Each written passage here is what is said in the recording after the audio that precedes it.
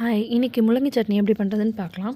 அதுக்கு ஒரு சின்ன முள்ளங்கி எடுத்திருக்கேன், அரை தேங்காய் பத்தை, ஒரு சின்ன வெங்காயம், ஒரு தக்காளி, கருவேப்பிலை, 1 டேபிள் ஸ்பூன் அளவு கடலைப்பருப்பு, உளுத்தம்பருப்பு, 3 காஞ்ச மிளகாய், காரம் அதிகமாக இருக்கிறதுனால கொஞ்சமாக எண்ணெய் ஊற்றிட்டு ஒரு பாத்திரத்தில் கடலைப்பருப்பு, உளுத்தம்பருப்பு சேர்த்துட்டு அது கூடவே காஞ்ச மிளகாவை சேர்த்து நல்லா வறுத்து எடுத்துக்கலாம்.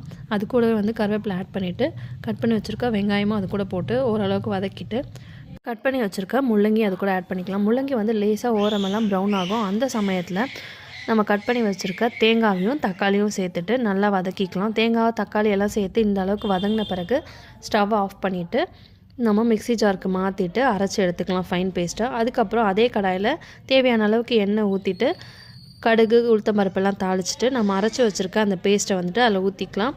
தேவையான அளவுக்கு தண்ணி ஊற்றி கலந்து விட்டால் நம்மளோட முள்ளங்கி சட்னி சூப்பராக ரெடி ஆகிடும்.